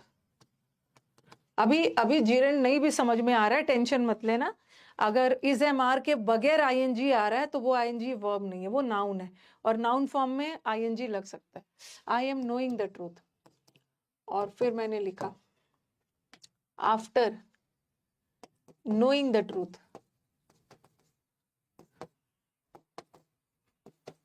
I gave my opinion. सच्चाई जानने के बाद मैंने अपना एडवाइस या ओपिनियन दिया. अब बोलोगे कि मैम यहाँ का नोइंग तो गलत है, बट यहाँ का नोइंग सही है. नोइंग आईएनजी गलत तब होगा ना जब वो वर्ब का काम कर रहा है. यहाँ का नोइंग वर्ब था, इसके पहले इज़-एम-आर लगा, ये वर्ब था, स्टेटिव वर्ब था, तो नो लगा दोगे. अगर आई वॉज रहता ना, आई वॉज नोइंग रहता तो मैं पास्ट टेंस में न्यू लगा देती. बट यहाँ का देखो, आफ्टर नोइंग द ट्रूथ, यहाँ का नोइंग वर्ब नहीं है, क्योंकि वर्ब ने एग्रीमेंट किससे किया? सब्जेक्ट से. तो हमारा जो ये वर्ब है, क्योंकि ये जो वर्ब है ना हमेशा सब्जेक्ट के लिए लगता है. ठीक है, आई गेव माई, ये तो वर्ब है ही नहीं, क्योंकि आईएनजी को वर्ब होने के लिए उसके पहले कुछ इज़-एम-आर आना चाहिए था. तो यहाँ इज़-एम-आर नहीं आया, ये वर्ब नहीं है. वर्ब तो ये है, और वर्ब किसके लिए लगा है? मैंने अपना ओपिनियन दिया. ट्रूथ ने अपना ओपिनियन नहीं दिया, मैंने दिया. मैं वाक्य का सब्जेक्ट हूं और ये मेरा वर्ब है, तो हमें इस वर्ब को अपना सब्जेक्ट मिल गया. अब ये वर्ब नहीं है, ठीक है, ये वर्ब है ही नहीं. सब्जेक्ट, ये वर्ब, सब्जेक्ट वर्ब तो यहाँ मिल गया. ये आफ्टर प्रेपोजिशन है, ठीक है, और प्रेपोजिशन के बाद क्या आता है? एक ऑब्जेक्ट आता है. और किसी भी वर्ड को ऑब्जेक्ट होने के लिए उसको नाउन होना है या प्रोनाउन. तो ये प्रोनाउन तो नहीं है, नाउन है. आप बोलोगे मैम नाउन कैसे हो गया? ये बगैर इज़-एम-आर का आईएनजी भी नाउन होता है, जिसको हम जीरेंड बोलते हैं. ठीक है, जीरेंड भी नाउन ही होता है, ऑब्जेक्ट का काम कर रहा है. तो यहाँ का आईएनजी सही है, क्योंकि यहाँ का आईएनजी वर्ब नहीं है, स्टेटिव वर्ब है ही नहीं है, यहाँ नाउन है, तो लगा सकते हो. ठीक है. प्रोज एंड कॉन्स का मतलब होता है एडवांटेज और डिसएडवांटेज. ओके, तो यही वाला सेंटेंस था. जो पहला वाला सेंटेंस नहीं नोट किया था, कर लो. यहाँ का नोइंग गलत है, क्योंकि ये स्टेटिव वर्ब है, स्टेटिव वर्ब का आईएनजी नहीं होगा. बट यहाँ का नोइंग नाउन है, जीरेंड है. जीरेंड नहीं भी समझ में आया तो मैं डिटेल में पढ़ाऊंगी, टेंशन ना लें. आई एम हैविंग 3 कार्स, मेरे पास 3 कार है. तो 3 कार होने में कोई क्रिया नहीं हो रही है ना. यहाँ मेरे पास क्या है? आई एम द ओनर, मैं 3 कार की मालिक हूँ. यहाँ ओनरशिप बता रहा है, और ओनरशिप वाले वर्ड्स भी स्टेटिव वर्ब्स होते हैं. स्टेटिव वर्ब, और स्टेटिव वर्ब का आईएनजी नहीं होता. आई हैव हो सकता, I have. Why I am knowing is wrong, इतने देर से यही बता रही हूँ ना. आई एम नोइंग में नोइंग वर्ब का काम कर रहा है, और जब भी नोइंग वर्ब का काम करे वो स्टेटिव वर्ब है, और स्टेटिव वर्ब का आईएनजी नहीं होता है. ठीक है, एक्शन वर्ब का आईएनजी होता है. उसी तरह कार होने में कोई क्रिया नहीं हो रही, लेकिन कभी कभी हैव का आईएनजी होता भी है, बता रही हूँ.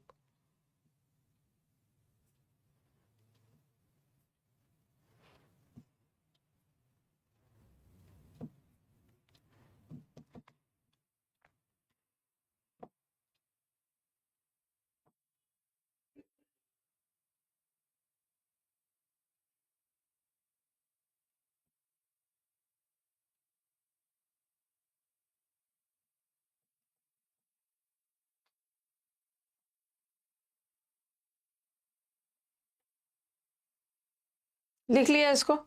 हाँ, अब मैंने यहाँ का हैविंग, ये जो हैविंग है ना बड़ा खूबसूरत वर्ड है. कभी कभी ये हैविंग स्टेटिव वर्ब का भी काम कर जाता है, और कभी कभी एक्शन वर्ब का भी करता है. वो तो सेंटेंस देख के आपको डिसाइड करना है. ठीक है, आई एम हैविंग 3 कार, मेरे पास 3 कार है. मेरा कार होने में कोई क्रिया नहीं हो रही है, ये स्टेटिव वर्ब है, और स्टेटिव वर्ब का आईएनजी होता ही नहीं. आईएनजी हटा दो. लेकिन यहाँ पे देखो, यहाँ पे देखो, आई एम हैविंग डिनर, मैं डिनर ले रहा हूं. तो यहाँ पोजेशन नहीं बता रहा है ना. यहाँ का हैविंग क्या बता रहा है? मैं अपना डिनर खा रहा हूं, ईटिंग के सेंस में. जैसे मैंने लिखा आई एम हैविंग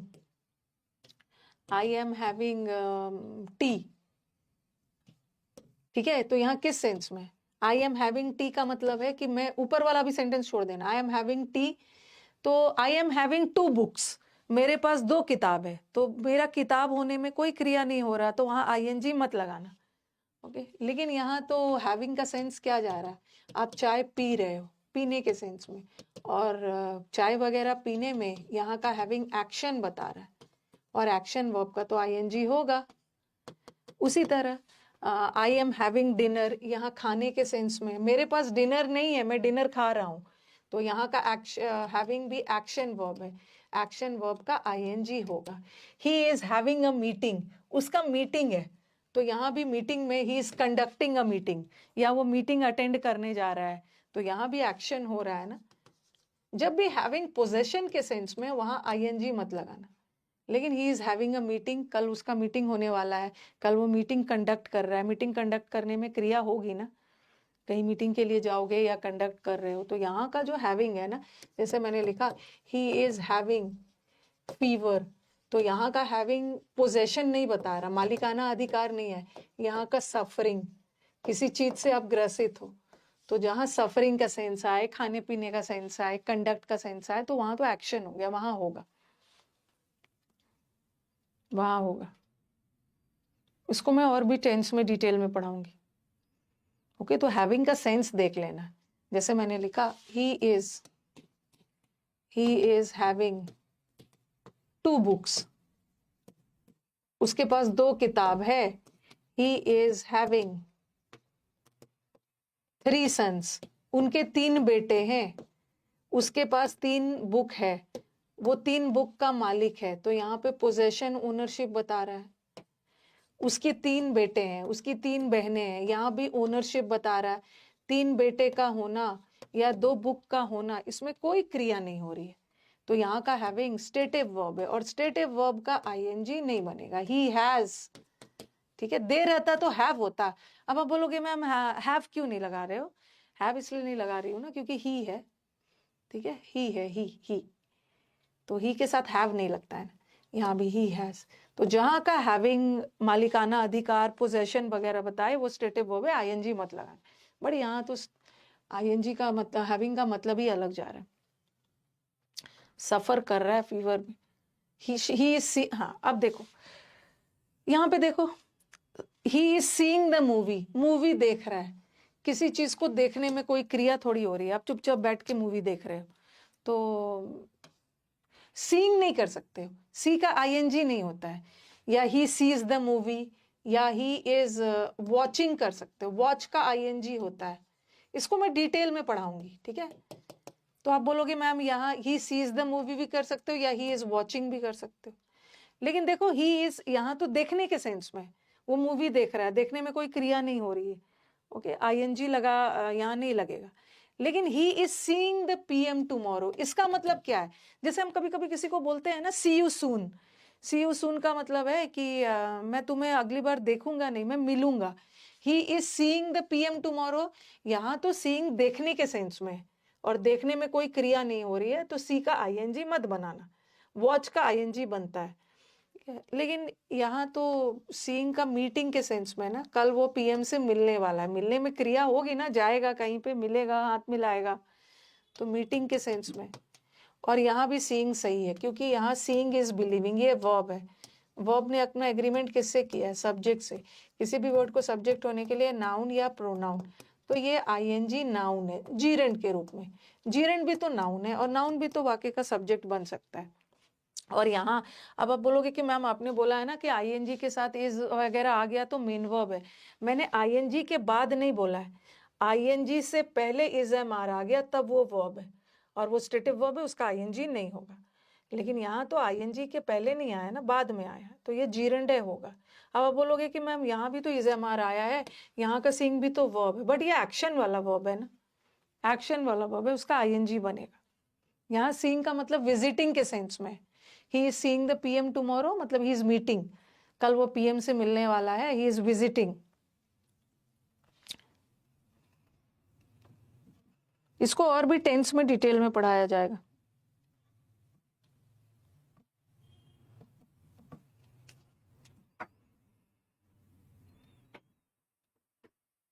फोर्थ में सी कौन सा बोल रहे हो मैम? फोर्थ एक बार फिर से बता दीजिए। He is having a meeting tomorrow, तो ऐसा नहीं है ना, मालिकाना अधिकार नहीं बता रहा है ना, he is having a meeting का मतलब है उसके पास एक मीटिंग है। जैसे मैंने लिखा ही इज, रुको रुको रुको, मैंने लिखा, देखो, he is having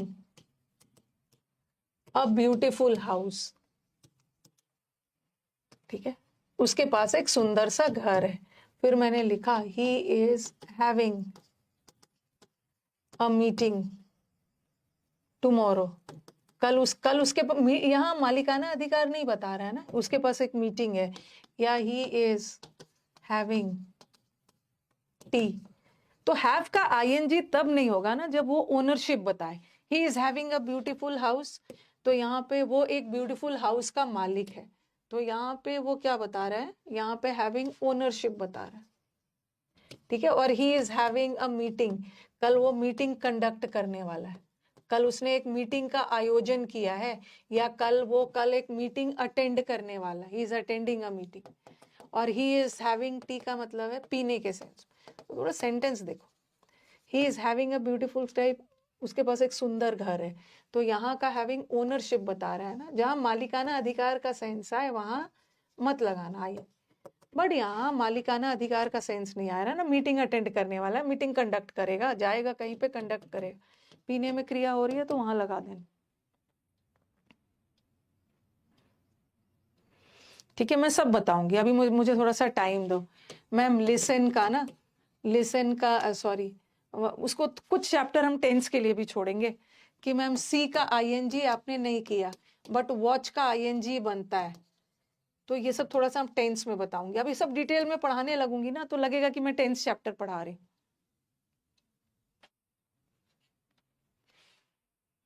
सेवेंथ वाला, कल वो पीएम को देखने नहीं जा रहा है, he is C you soon, कल वो पीएम से मिलने जा रहा है, ठीक है। विजिटिंग का सेंस है, यहाँ देखने का सेंस है तो आईएनजी मत लगाना, यहाँ सीइंग का मतलब है देखना, सॉरी विजिट करने की।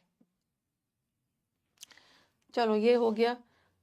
तो अभी हमने क्या पढ़ा, ठीक है, वर्ब चैप्टर, इसीलिए वर्ब चैप्टर बहुत लेंदी हो जाता है।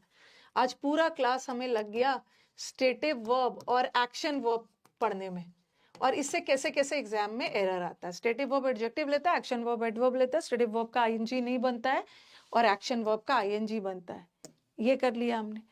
अब हमने वर्ब को जो स्टेटिव और एक्शन वर्ब में डिवाइड किया था, किसके आधार पे, एक्शन और नॉन एक्शन के आधार पे वर्ब को दो भागों में बांटा गया था। नॉन एक्शन वाला को हमने स्टेटिव वर्ब बोला था और एक्शन वाले वर्ब को एक्शन वर्ब बोला था। फिर मैं वर्ब को दो भाग में बांटूंगी, वो तो एक्शन और नॉन एक्शन के आधार पे बांटा था। अब ये ट्रांजिटिव और इंट्रांजिटिव पढ़ना बहुत जरूरी है, ये सब एक्टिव पैसिव में बहुत हेल्प करने वाला है। ऑब्जेक्ट के आधार पे, ओके, सेंटेंस में सब्जेक्ट आता है, वर्ब आता है, ऑब्जेक्ट आता है। अब मुझे बताओ कि किसका किसका ऑब्जेक्ट होता है। जब मैंने आपको फर्स्ट क्लास बताया था तो आपको याद होगा, एक ऑब्जेक्ट वर्ब का होता है और एक ऑब्जेक्ट प्रेपोजिशन का होता है। Okay, right on the very first day जब मैंने बैच स्टार्ट किया था, ध्यान से सुनो, ज्यादा कमेंट्स मत करिए, ओके, कमेंट्स मत करिए, एकदम ध्यान से सुनिए। एक ही चीज को ना आप लोग बार बार पूछ रहे हो, जबकि जो आपके दिमाग में डाउट आने वाला है वो सब मैं बता देती हूँ पहले।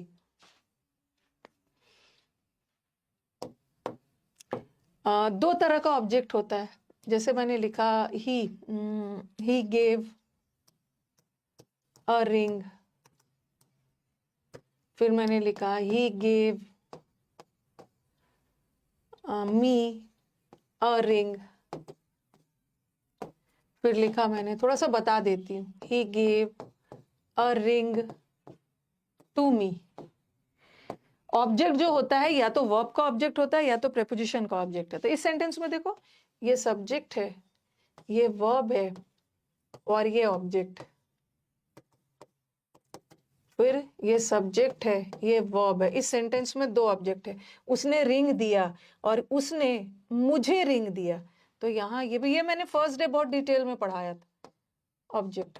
तो कभी कभी हमारे वाक्य में दो ऑब्जेक्ट आ जाता है, कभी कभी तो हमारे वाक्य में एक ही ऑब्जेक्ट रहता है, कभी कभी दो ऑब्जेक्ट। यहाँ भी एक ऑब्जेक्ट ये है और एक ऑब्जेक्ट ये टू।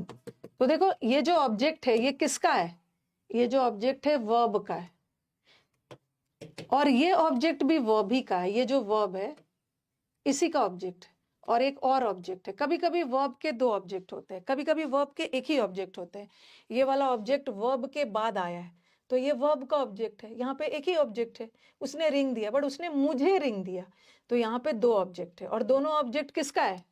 दोनों ऑब्जेक्ट वर्ब का है। और मैंने आपको फर्स्ट डे बताया भी था, जो पहला वाला ऑब्जेक्ट होता है वर्ब का उसको हम इनडायरेक्ट ऑब्जेक्ट बोलते हैं और दूसरे वाले को डायरेक्ट ऑब्जेक्ट बोलते हैं।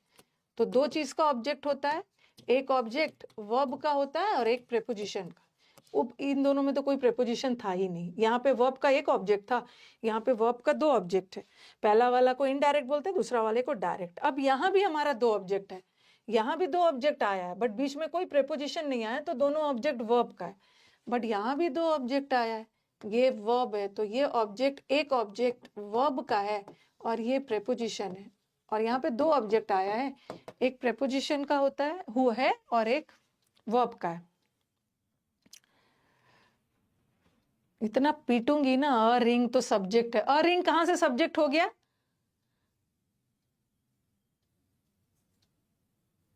अ रिंग कहां से सब्जेक्ट हो गया, जरा बताना तो। अ रिंग, उसने एक रिंग दिया, यहाँ पे रिंग ने कोई काम किया है? अरे थोड़ा सा ध्यान रखो, ये वर्ब है, ये वर्ब है और वर्ब हमेशा सब्जेक्ट के लिए लगता है। ही ने काम किया, यहाँ सब जगह ही सब्जेक्ट है। हाँ, पहला वाला इनडायरेक्ट होता है, दूसरा वाला डायरेक्ट होता है, हमेशा पहला वाला। कहां से रिंग सब्जेक्ट हो गया? रिंग तो ऑब्जेक्ट है। ही ने काम किया बट रिंग जाके किसी मिला तो किसी और को ना। शुरू के क्लासेस में सब्जेक्ट और ऑब्जेक्ट पहचानने का तरीका कितना डिटेल में पढ़ाया है। सब्जेक्ट कॉम्प्लीमेंट के बीच में कंफ्यूजन होगा। ऑब्जेक्ट और ऑब्जेक्ट 4 दिन किस लिए लगा था? हमेशा पहला वाला इनडायरेक्ट होता है, दूसरा वाला डायरेक्ट होता है, लेकिन डायरेक्ट और इनडायरेक्ट दोनों वर्ब का होगा। अब इसको इसको इनडायरेक्ट और डायरेक्ट मत मानना, क्योंकि दोनों वर्ब का नहीं है, एक प्रेपोजिशन का है और एक वर्ब का है। थर्ड वाले में डायरेक्ट इनडायरेक्ट कुछ भी नहीं है। थर्ड वाले सेंटेंस में डायरेक्ट इनडायरेक्ट मान ही नहीं सकते। डायरेक्ट इनडायरेक्ट हम तभी मानेंगे ना जब दो ऑब्जेक्ट लगातार आएगा और जब दोनों ऑब्जेक्ट वर्ब का होगा। यहाँ तो दोनों वर्ब का है ना, तो ये वर्ब का इनडायरेक्ट ऑब्जेक्ट है, वर्ब का। बट यहाँ पे लगातार थोड़ी आया है, एक तो प्रेपोजिशन का ऑब्जेक्ट हो गया और एक वर्ब का हो गया, तो यहाँ डायरेक्ट इनडायरेक्ट नहीं करिए।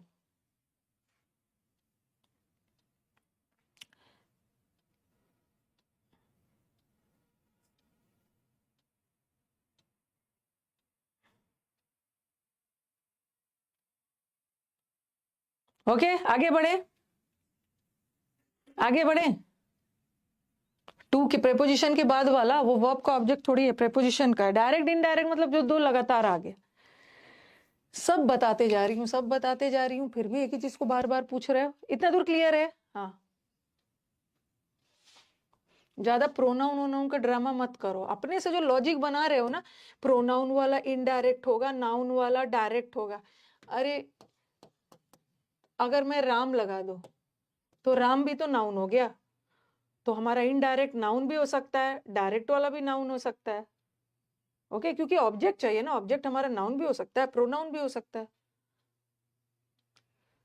हाँ, तो ऑब्जेक्ट के आधार पे वर्ब को दो भागों में बांटा गया है। कौन कौन सा? ट्रांजिटिव वर्ब और इनट्रांजिटिव वर्ब।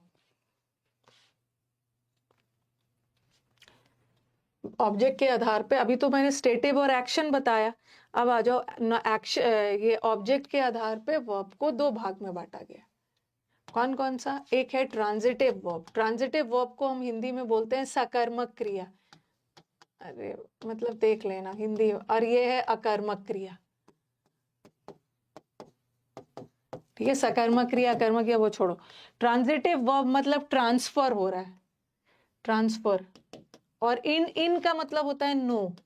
रूट वर्ड में इन का मतलब होता है नो ट्रांसफर।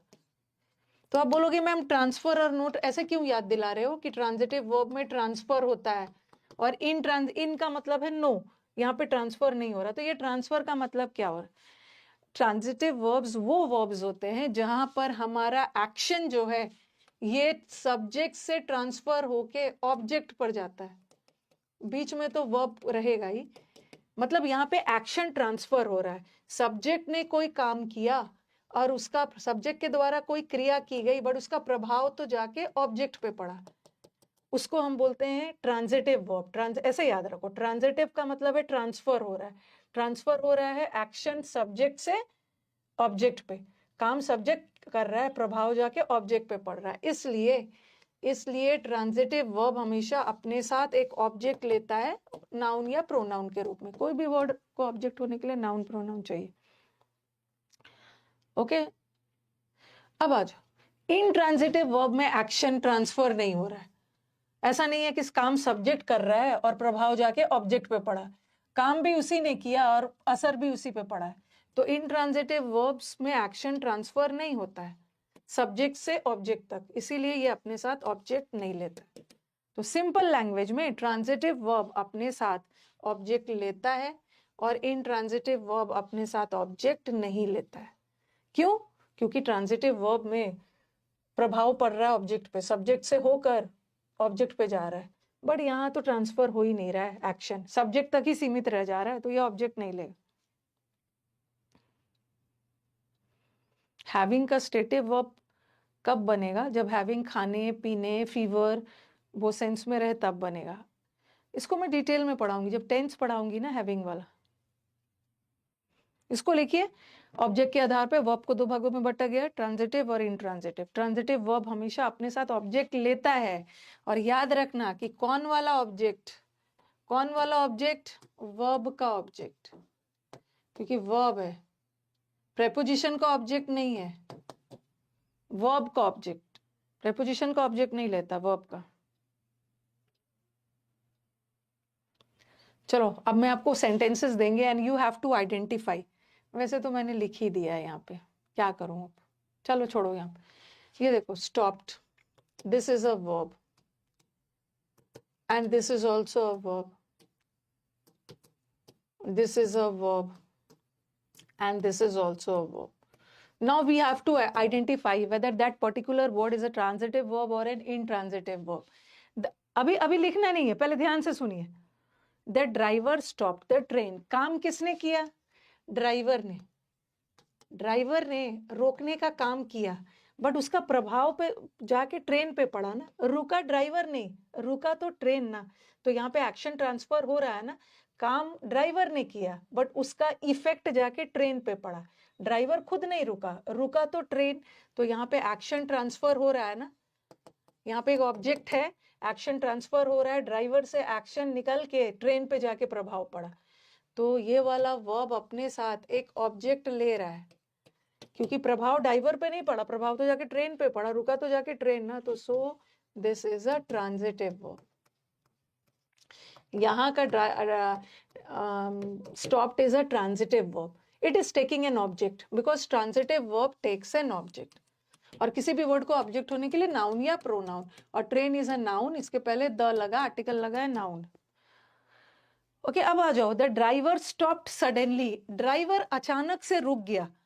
तो यहाँ रुका कौन? यहाँ तो रुका ट्रेन, प्रभाव जाके ट्रेन पे पड़ा, रुका ट्रेन, बट यहाँ ड्राइवर अचानक से रुक गया।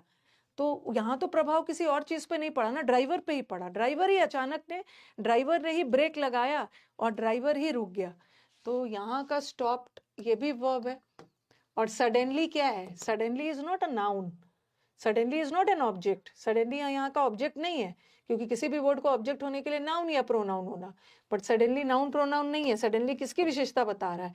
ड्राइवर सडनली नहीं है, ड्राइवर सडनली रोका, तो स्टॉप्ड की विशेषता बता रहा है। और स्टॉप्ड वर्ब है, वर्ब की विशेषता बताने के लिए एडवर्ब चाहिए, और एडवर्ब तो ऑब्जेक्ट नहीं हो सकता है, क्योंकि ऑब्जेक्ट होने के लिए तो नाउन प्रोनाउन चाहिए, बट ये तो एडवर्ब है, यहाँ तो कोई ऑब्जेक्ट नहीं है। जब कोई ऑब्जेक्ट नहीं है तो यहाँ का स्टॉप्ड इज इनट्रांजिटिव। इसको दो तरीके से याद कर सकते हो। यहाँ का स्टॉप्ड जो है ट्रांजिटिव है। कैसे पता चला ट्रांजिटिव है? क्योंकि ये अपने साथ एक ऑब्जेक्ट लिया है। और कैसे पता चला कि ये ऑब्जेक्ट है? ऑब्जेक्ट होने के लिए नाउन या प्रोनाउन, बट ये तो नाउन है, द लगा है। और इनट्रांजिटिव वर्ब अपने साथ ऑब्जेक्ट नहीं लेता है, यहाँ पे कोई ऑब्जेक्ट नहीं है। कैसे पता चला कि ये ऑब्जेक्ट नहीं है? क्योंकि ऑब्जेक्ट होने के लिए नाउन प्रोनाउन चाहिए, बट ये तो एडवर्ब है। ठीक है, ये इंट्रांजिटिव है। और इसको थोड़ा सा लॉजिकली और भी याद कर सकते हो कि यहाँ ड्राइवर ने काम किया बट रुका तो जाके ट्रेन ना, प्रभाव तो ट्रेन पे पड़ा, तो यहाँ पे एक्शन ट्रांसफर हुआ सब्जेक्ट से ऑब्जेक्ट में, तो ट्रांजिटिव होगा। बट यहाँ ड्राइवर ने किसी चीज को रोका नहीं, ड्राइवर ने खुद को रोका, तो ये इंट्रांजिटिव। अब देखो that the lion fought with the wolf. अब मुझे बोलोगे कि मैम यहाँ भी तो प्रेपोजिशन सॉरी नाउन आ रहा है, ऑब्जेक्ट आ रहा है ना, लायन ने वुल्फ से लड़ा, तो यहाँ का फॉट को तो होना चाहिए था, ऑब्जेक्ट आ रहा है, जब भी ऑब्जेक्ट आता है तो ट्रांजिटिव होना चाहिए था ना, बट यहाँ का तो इंट्रांजिटिव है। बट क्यों? मैंने क्या बोला है कि वर्ब ट्रांजिटिव बनता है ऑब्जेक्ट से, और ऑब्जेक्ट में भी वर्ब के ऑब्जेक्ट से। बट ये वाला जो है ना, ये जो ऑब्जेक्ट है प्रेपोजिशन का है, प्रेपोजिशन के ऑब्जेक्ट से वर्ब ट्रांजिटिव नहीं बनता है। वर्ब को ट्रांजिटिव बनने के लिए वर्ब का ऑब्जेक्ट, वर्ब के तुरंत बाद ऑब्जेक्ट चाहिए, बट ये तो प्रेपोजिशन का ऑब्जेक्ट है। अब यहाँ पे देखो, ये ऑब्जेक्ट है, वर्ब ने वुल्फ को मार डाला, मारा लायन ने, लायन ने वर्ब ने, लायन ने वुल्फ को मारा, काम लायन ने किया बट प्रभाव जाके वुल्फ पे पड़ा, तो यहाँ ये ऑब्जेक्ट है, वर्ब के तुरंत बाद जो ऑब्जेक्ट आ रहा है उससे वर्ब ट्रांजिटिव बनता है। वर्ब के ऑब्जेक्ट से ट्रांजिटिव वो वर्ब बनता है, प्रेपोजिशन के ऑब्जेक्ट से नहीं बनता। तो आप समझ रहे होगे कि मैम ने इतने डिटेल में पहला क्लास में सब्जेक्ट ऑब्जेक्ट क्यों पढ़ाया था। नोट करिए, जल्दी जल्दी नोट करिए, यूट्यूब क्लास भी है आज। नीचे चले जाना, ब्रेकफास्ट लेके आ जाना।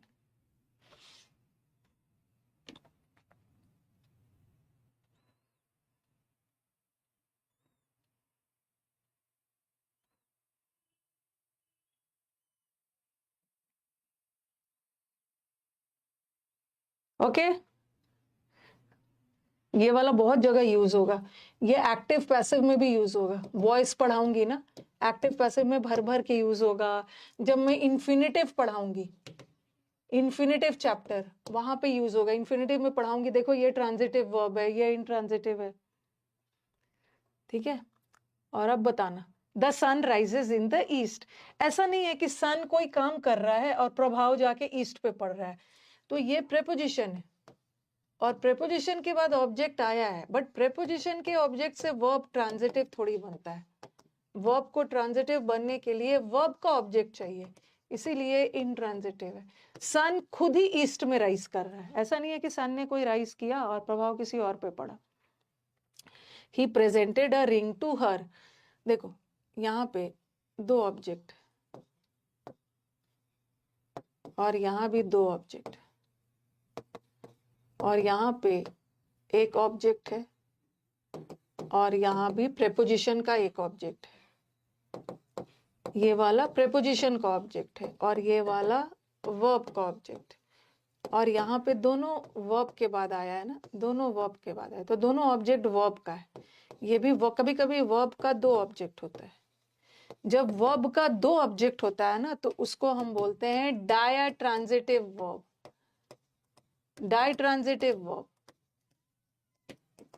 ठीक है। डाई का मतलब क्या होता है? डाई का मतलब होता है दो, ठीक है। कभी कभी दो ऑब्जेक्ट आ गया और दोनों वर्ब का आ गया, तो उसको हम डायट्रांजिटिव वर्ब बोलते हैं।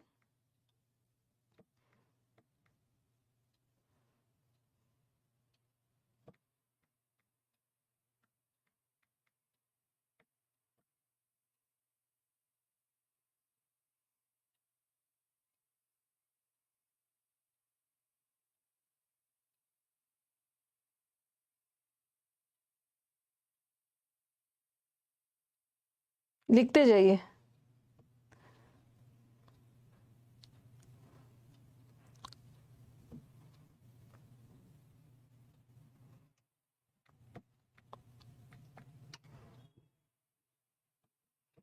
डाई का मतलब ही होता है दो,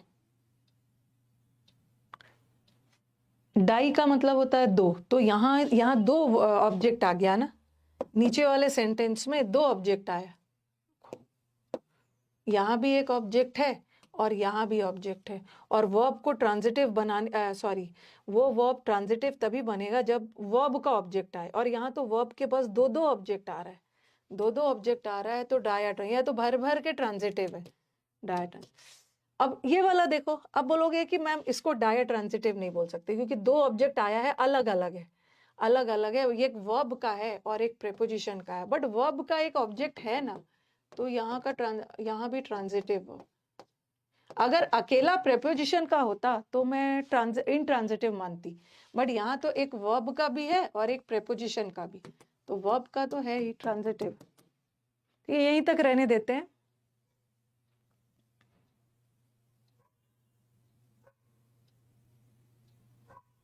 सिक्स्थ में ट्रांजिटिव होगा, हाँ ट्रांजिटिव होगा। अगर अकेला प्रेपोजिशन का रहता तब मैं इनट्रांजिटिव मानती, बट यहाँ प्रेपोजिशन के साथ साथ एक वर्ब का भी तो है, वर्ब का एक भी ऑब्जेक्ट आ गया तो वो ट्रांजिटिव होगा। कभी कभी तो दो का आ जाता है।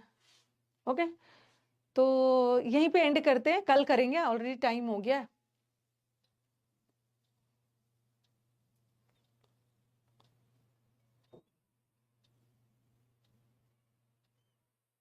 ये मत पूछना कि वर्ब का कितना क्लास होगा, चुपचाप पढ़ते जाओ, आज तो वर्ब का पहले ही क्लास है, सब ड्रामा बंद करो। ये कल हम लोग V1 V2 करेंगे। ओके, कल हम ऑक्सिलरी और मेन करेंगे, फिर V1 V2। ओके।